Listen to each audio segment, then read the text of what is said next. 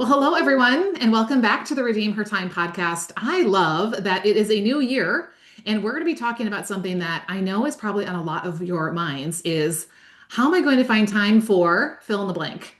And today I've got Daria White Osah, who's with us, and she specializes in helping people find the time to write. So, especially if writing and writing a book or whether it's something smaller is on your wish list or your goal list for this year, tune in. But even if it's not, the things that we're going to talk about, the principles will apply to whatever that goal or project or thing is that God has put on your heart. So that way we're not weighed down by that last year guilt of what we shoulda, woulda, coulda done. And we're not just setting good intentions for a new year that we don't follow through on. So we're gonna have a great conversation. So I'm so excited, Daria, for you to join us today on the Redeem Her Time podcast. Tell us a little bit about you as we're stepping into a new year. What all are you juggling in this season of your life? Well, thank you, Lissa, for having me. Hello to everyone. Happy New Year. It feels weird to be in a new year. About me, first and foremost, I am a Christian, so been in church all my life, accepted Christ at a very, very young age. And that has been one of the best decisions I've ever made. I am a wife, soon to be mom. Baby's due in March, baby girl. So excited about that. And I would say the gift that I have come to embrace that God has given me has been writing. So while I have other interests, like I've always enjoyed classic movies, I've always loved the creative type of stuff. Writing really took probably first place as a teenager. And at first, I kept it to myself. I wasn't planning on sharing with anybody. It was more of a hobby. This is my personal outlet. Growing up very introverted. So that was my way of getting my feelings out. So I would just make up these characters and these stories.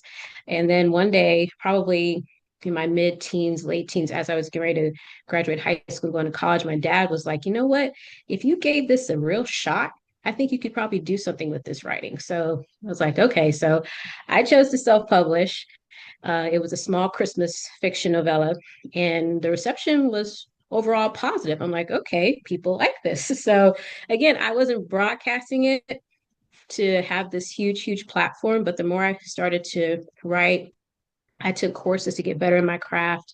And then before I knew it, people started asking me questions. As my network grew of fellow authors, they were like, how are you writing all of this stuff? Like, how are you able to stay organized? Because I was writing while I was in college, and then I was writing as I was working. I did ministry work in my church as a musician. So it's like, how are you doing all of this stuff and still managing to get your writing done? So I was just using my own, in a sense, the disciplines that I had learned in my life and like, hey, if I want this to work, if I want this to be a priority, then I'm going to make time for it. Mm. So here and there, I was giving tips to authors and writers. And before I knew it, I created a course which grew to become a full program, no time writer. And it just specializes in helping authors take their time back, helping them to master their time. It's really rooted in focus protection, strategic flow, so that you don't feel like, okay, I have to be at my desktop for 4+ hours at a time. Like, no, let's maximize those small moments that you may have. And then finding your unique writing pace, your rhythm, so that you don't feel like, okay, I have to write 2,000 words plus every single day. I don't Mm. do that. And if I Yeah. do, it's a fluke because I'm like, hey, I got other stuff to do. I have a family to take care of, I have a business, I have a life. So I'm not trying to be strapped to my laptop. So there's a way to do it. So really giving authors that freedom to realize that it doesn't have to be this or that. You don't have to wait for the perfect time. Mm. So that's pretty much in a nutshell about me and how I came into this. And I absolutely love it. I do believe that I'm called to it. I think what I find and take most pride in is when I see authors finish, because I know that feeling. And I know for me, writing is a calling. I believe it is part of what God gave me. So for authors that have that same feeling, that same dream, I want them to experience that. Yeah, I love it. I love your journey. Just as I'm listening to it, I mean, I love the fact that your dad saw something in you and he called that out. So what a great thing that we as parents and as even as friends or peers of people like be calling out the things that you see in people, but how it was just what the way that you did it, like how you found the time. And then people were coming to you saying, "How are you finding the time when you have everything else going on?" And that turned into, you being able to coach people around this specific area. Because, like we talk about here on the Redeem Her Time podcast, time is the great equalizer. Every single person listening gets 24 hours, like it or not, right? We all get the same, but the outcomes can be very vastly different, especially if one person sees time as the obstacle. I don't have time, right? There's no time to write, there's no time to fill in the blank with whatever that is, versus the opportunity. And that's what I hear you talking towards is kind of that like you do have time. And so how do we find those pieces of time, and actually focus it well? So let's start off on the problem side of things, the where we see time as an obstacle. And you're specifically speaking to authors. So again, as my listeners are listening, if you're an author, like really listen in for what you need to hear as an author. And if you are putting your time into a podcast or into building a program or a ministry or something else, like listen from that case. So why is this like I don't have time and it's just really hard to make time or make writing a priority? Like, why is this something that we're facing? Especially, my audience is Christian women who are in business, so they've got a lot on their plates. So let's talk a little bit about the problem side of things and how time does become an obstacle to writing a book or publishing a book or, getting that book out into people's hands. Well, I've done a lot of market research and I've seen quite a few answers come in from people. Some say it's rooted in perfectionism. So Mm. some may say I don't have time, but what they're really saying is I don't know if my writing is good enough. Oh. So I keep it in my head and you keep saying, I'm learning, I'm still growing, but you're not actually implementing what it is you're learning. Some authors or others is procrastination. You Mm. think I have, I can just put it off until next week. I can put it off until, next year, or you know what? It's fine. I'm doing okay. I may write here and there. And for others, it's just distractions. Like you have the best Mhm. intentions when you Mhm. sit down, but then a notification goes off on your phone. You feel like you have to answer that email right now. Yeah. And of course, emergencies happen. Things come up with your family, your kids. Like I'm not saying, don't go to your child's school when they have an emergency. Like suck it up. I have to write. I'm not talking Right? about that. But I just feel like for some, distractions, those little things that possibly could be put on pause, we Mm. feel like that has to be done right now. So I think it's a compilation of a lot of things, but one thing that I keep hearing is the not good enough part. Mm. So I think perfectionism is a big one. For some, they hide behind education. They feel like I have to learn more. I have Mm. to learn more. Let me go. Okay. Let me go to this summit. Let me attend this writing conference. Let me listen to this bestseller. And again, you're taking in all this good information, but when are you going to implement it and actually execute what you're learning? Because if you just say, well, I'm learning this. Okay, good. But if you're stuck in learning mode, you're still not writing. You may Yeah. It's think like getting it's ready part to of get it. ready and you're never ready, right? Yeah. Exactly. So it, it's just a lot I think that can happen to a person, but I think for for a lot it just comes down to the question, okay, is this a priority? Mm. Yeah. Is this a Yeah. priority? Is this important to me?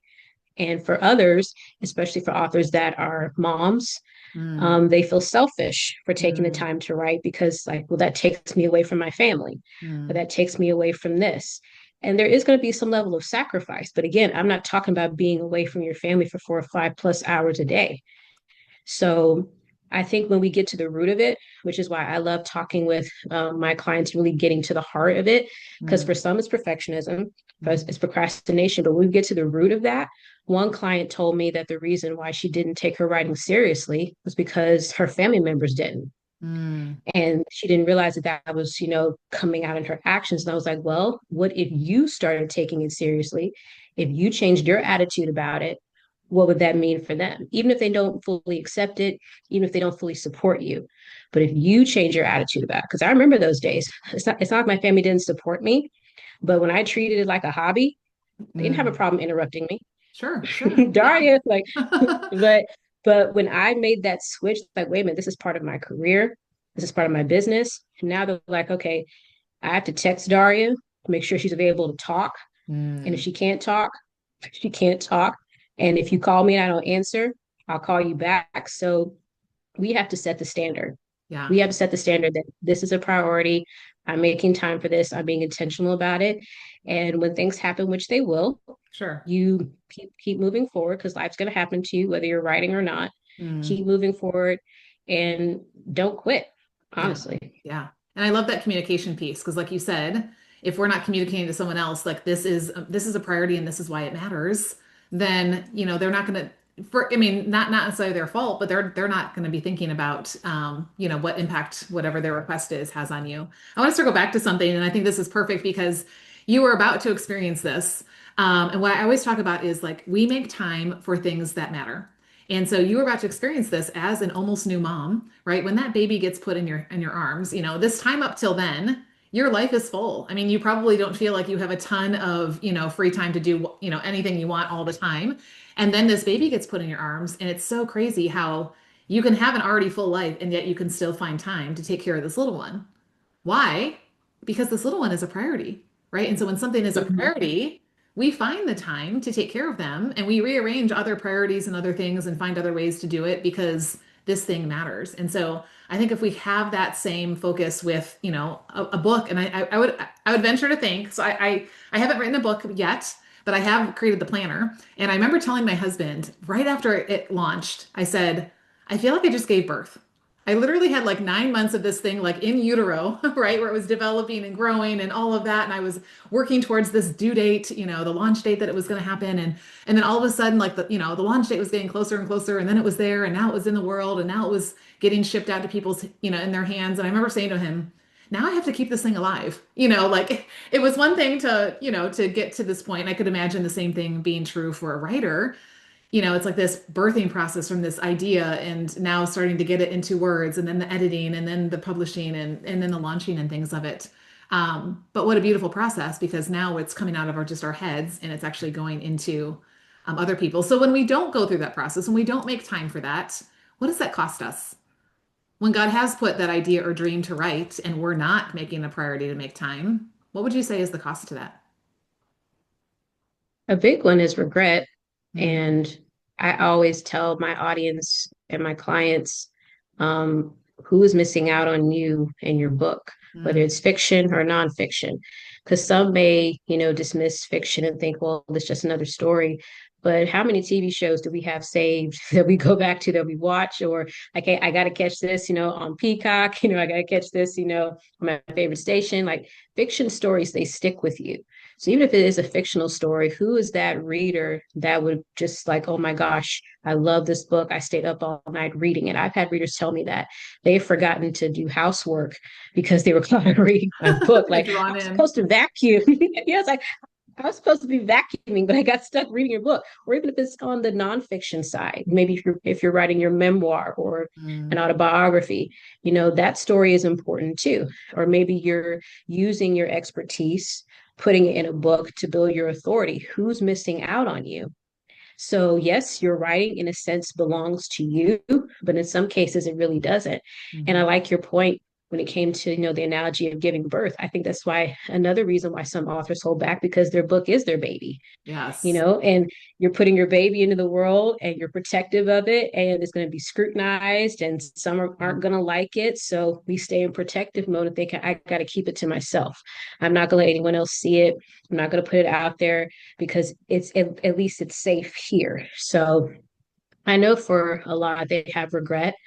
And my thing is, how long are you going to continue to wait? When are you going to get tired of waiting? When is it going to be the right time? When are you going to get to the point to where you're like, you know what? I'm just going for it. Yeah.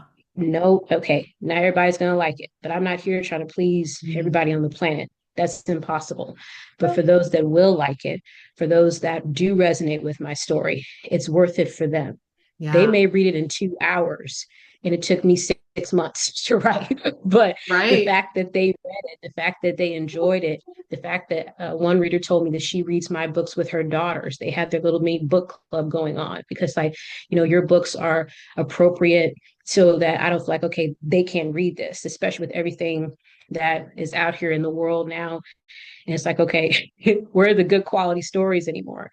So having that is important. And when you don't, I think the even bigger cost is suppressing your voice too. So not just regret, but Yeah. in some subconscious way, when you don't write your book, when you don't do what it is that God has called you to, you're basically saying it doesn't matter. My voice doesn't matter. Mm, mm. Everybody else in the world, I'm insignificant.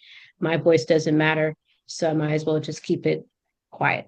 Yeah, yeah. And I mean, here's the whole thing. I teach everything comes from a place of stewardship, so it doesn't belong to us anyway. So if we're doing that, right? We're hiding that, like the servant who went and hid the talent in the ground, right? Because he was scared. It was really a fear-based response, right? Versus the other two who they understood that what they'd been given didn't belong to them, and they were here to, invest it in others to build the kingdom and to expand what the owner had entrusted to them. So I love that. I love the vision of who is the person that needs to hear this, and then the bigger purpose of what has God given you to write. That wouldn't be getting out there. So I always love to get practical, and I love the fact that you come at teaching people about how to write from the angle of time, because I don't meet many people. I meet a lot of people who coach people through a writing process, but not like you do with what you're doing with No Time Writer. So take us through, like just some tangible steps. If somebody, has a book that maybe either is just still a dream, or maybe it's somewhere in process, or maybe it's getting close and they're, just feeling the crunches of time. What would be some practical steps for people to take to find the time and to consistently focus that time to be able to see this thing come out into the world? I think the big thing is having a plan. I know when some hear schedule, they think rigid and what if I can't stick to it? Let's not get ahead of ourselves. Like, just make a plan. I personally like to have a weekly goal. Mm, That's manageable for me as opposed to feeling like I have to write every day because I don't. I hear that recommendation. I've seen it circulate on social media a few times where you have to write every single day yeah. without fail. And so when you're putting that pressure on yourself and you miss a day, what does that mean? Are you a Sure. bad writer? No. So Mm, I like to spread out my goals and, of course, give time and room for those hiccups. So if there is a family emergency that I have to drop everything, or if a loved one is sick and I have to play nurse, like with my husband, like yeah. if I have to play nurse, I may have to pause it, because again, that takes priority, but always come back to it as well. I think Mm, some authors feel like if I have this plan and I fall off, what do I do? And I'm like, get back to it. Like, don't mm, waste time beating yourself up because you missed a couple of days. What can you do today? And then realize that you can start small with your goals. So if you're not wanting to write every day, you can work out a couple of times a week. I mean, I have a client who takes care of her elderly mother, and we formulated a plan to where she could write 2 days a week because the other days of the week, her plate is full. mhm. She's the one that's in the position to take care of her mother. So I'm like, yes, absolutely be there for your mom. She's older and absolutely you're the sibling that right now it's falling on. So why not 2 days a week? I had another client who was like, I want to, but my work hours increased. I wanted to write so many days. So again, helping her formulate a plan. Like, what? How about we spread this out over the month? If weekly goals are too much, Mm, what about setting a goal for the month? And that relieves so much pressure from her. So I really like to help authors customize their schedules yes. because yours doesn't have to look like mine and vice versa. And when they discover, like, okay, and they write it down with their schedule, whether it's, on an actual calendar or in an app, they see like, wow, I actually have more time than what I thought because you're so stuck in your head thinking, I don't have enough time. I don't have enough time. But when we really lay it out there on the calendar, you may find that pocket of time in the early mornings. You may find it around the lunch hour. And then you may be like, you know what? I'm more of a night owl. So I can write a couple of hours before bed. Everybody else is asleep. It's quiet. I had another author tell me that they will wake up early, like sometimes as early as 3 o'clock in the morning. That's personally not me, but Right. that's when the house was quiet. So you have to find what works best for you. So I'm not about having this cookie cutter Mm, approach where yeah. everybody has to follow this formula, but based on the formula that I do have inside my program, authors can use that to customize. Okay, this works for my schedule right now in this season. It's Mm, realistic for me. If it has to change, then fine. I mean, I've had to make plenty of changes with my own writing life. I used to be able to write early mornings. And then after getting married, I had to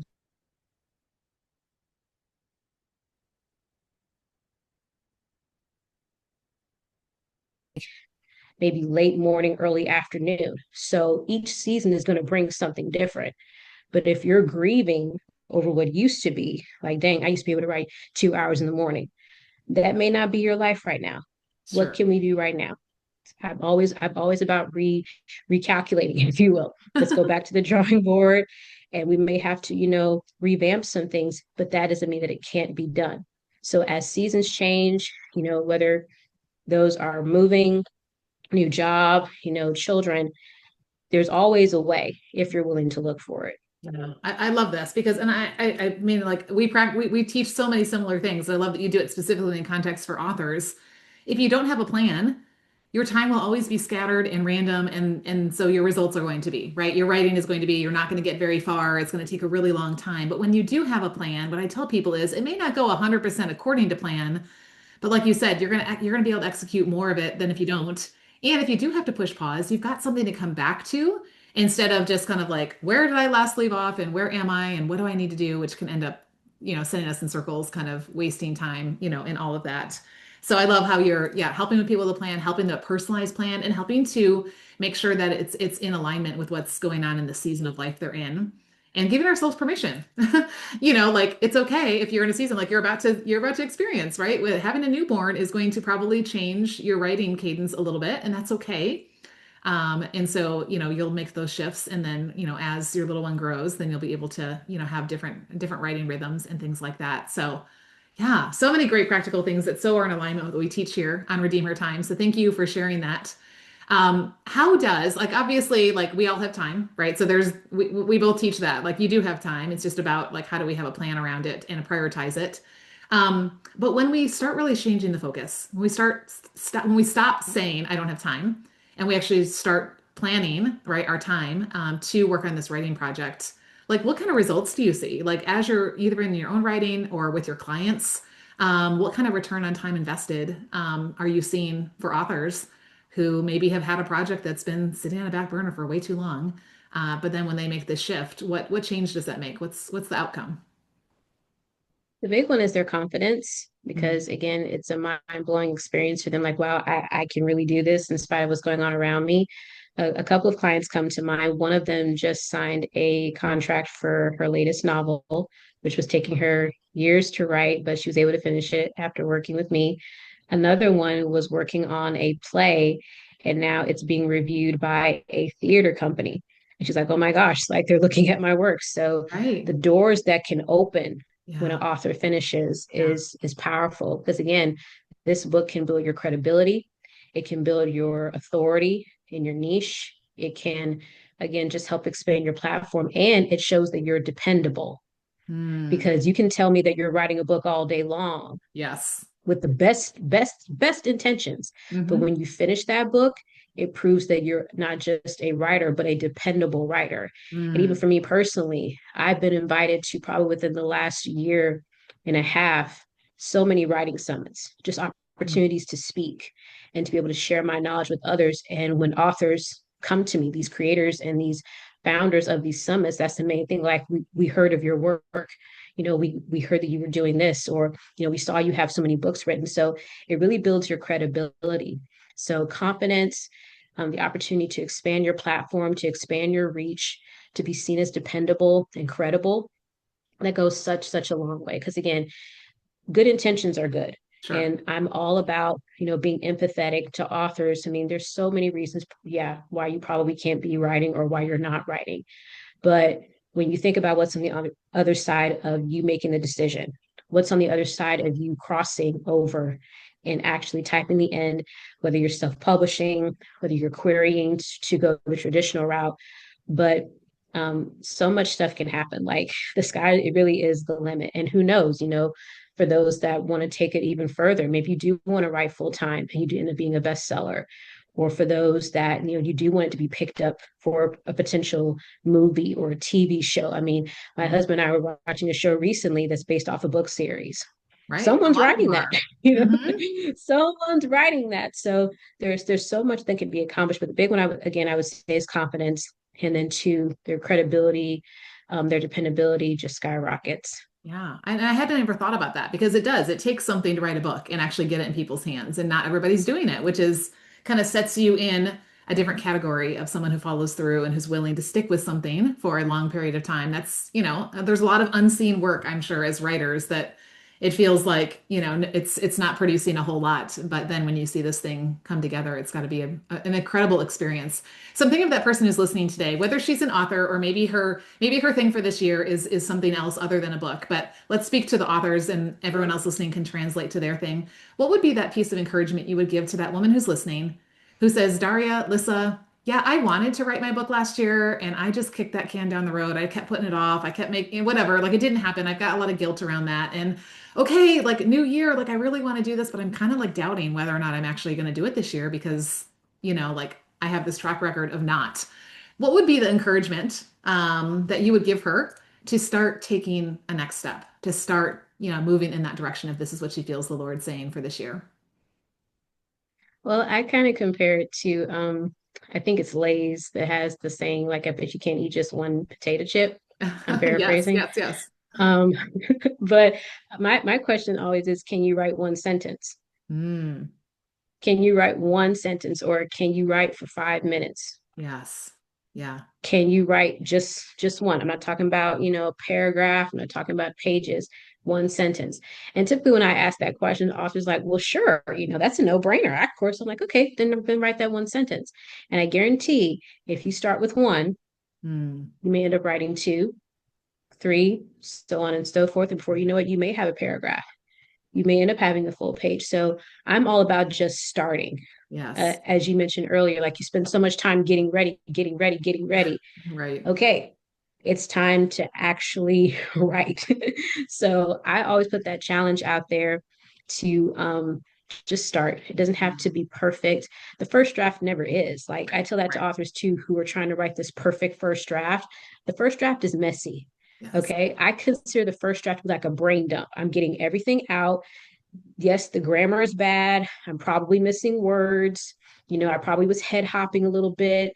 My editor will help me fix that. So, but I Yes. can't hand my editor a blank document. Sure. I have to give my editor something to work with. So, if you're willing to just let go of all the expectations of how you think this should go, I mean, a book isn't really, really polished until it goes through phases of revisions and edits anyway. I mean, any best selling book that you've picked up before, that writer didn't just write it on the first try. Right. I'm pretty sure a lot of them have like saved up to, I don't know, 30 drafts or more on their laptop. Like, okay, this is this version, this is this version, this is this version, this is this version. So a book takes time, it takes going through a process. But if you're willing to start with that one sentence, it can grow from there. And again, let go of any fears, Mm. perfectionism, any type of pressure that you're putting on yourself. This has to be perfect. No, it doesn't. I've yet to read a perfect book outside the Bible. Like Exactly. outside the Right. Bible, Yeah. there's no such thing as a perfect book. And even with the book that we think was awesome, like the book that kept you up at night, classics, like I've seen bad reviews for Wuthering Heights. Mm. I've seen bad reviews for Gone with the Wind. So, as much as I may think, what are you talking about? This is a classic. What's wrong with you? Some aren't not going to like it, but Sure. don't worry about those that won't. Focus on those that will, and those that you will have impact on, that God wants you to have impact on. Yeah, I love this. I love this. I know that I have a lot of authors in my audience. I know that right now they're inspired, and even those who aren't writing a book, but there's something else that God's put on your heart are inspired to just take the next step and do one little thing. I love that. So tell us, like, what resources do you have to support authors in this way? What would be a good next step for someone to take if they want to know more about how you can support them in making this the year that they do this project? Well, I do have a Facebook community called Ambitious Authors and Writers. They can find it via Facebook. That is where I share all types of resources. I also go live a few times if I'm sharing something that I think people need to hear. But that is there for them. I also have a program, No Time Writer, as I mentioned a little bit earlier, and that is where they can get the most support. That program really dives deep into really customizing your schedule, helping you discover what works best for you so that you can finish. You can learn how to write up to 10,000 words in a week. You can learn how to be able to finish your first draft in 4 months or less. Some may say, well, shouldn't I finish sooner? I'm not about trying to impress. Now, if someone wants to finish their book in 30 days or less, cool. But if that's too much pressure for you, like I said, let's spread it out. But it is possible for you to finish sooner than what you think. And of course, I'm there to support. I'm there to help. I'm there to help mentor so that they know, like, okay, I don't have to keep trying to figure this out on my own, Mm, and we also don't just deal with time inside the program, but we also deal with some mindset issues too, like again, perfectionism, mm, procrastination, those mental barriers that can get in the way. So that's the big way that I can support them should they choose to work with me. But to start out, they want to get to know me. The community, Ambitious Authors and Writers, is there.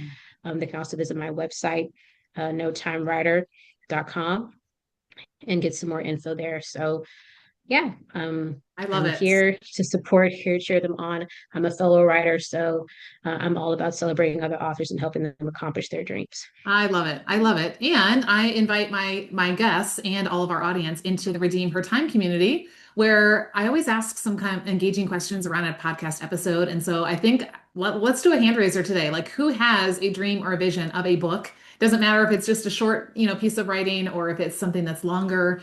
We'd love to hear what that is, what that would be about. Daria, is being invited in there as well, so that way she can help answer some questions. And yeah, like let's see who out here has that dream on their heart, and then how we can start taking the next step to make that happen. So if you aren't a member of the Redeem Her Time community yet, the link is in the show notes. It's redeemhertime.com/community. Come and join us. I also have a free business directory in there where you have permission and direction to talk about your business any day of the week. So talk about your book, talk about your business, talk about what God has put in your heart. And Daria and I are here both to help you with the time element of it, to make time for it. So thanks so much for sharing with us. I always love to end with more personal question. We're stepping into a new year. You literally are just weeks away from becoming a mom, right? So like when you think about like this season that you're in right now, like in the already but not yet, you're probably getting close to some nesting, things that might be happening like over the next couple of months before she's born. Like, how would you answer the question, what is it time for? Mm, that's a good one. Um, as I embrace this new season, on top of my own writing, just learning that it's okay to slow down. So I will say that to authors too, if they've been putting too much pressure on themselves for certain goals, it's okay to slow down. It's okay to enjoy the present. It's okay to give yourself grace. So I think for me, coming into that season of like, okay, it's okay to slow down. It's time to really embrace the moment of what's happening and really walk into this season of motherhood and learning as I go, and really just looking forward to that time of bonding with her, and just how it's going to change the really our family. It's been my husband for me. It's been just the two of us for a while. So having her as an addition, just learning what that looks like. So yeah, just enjoying. So I would say time right now would be enjoying what's happening, enjoying the blessing that God has given us with her, and looking forward to what he has.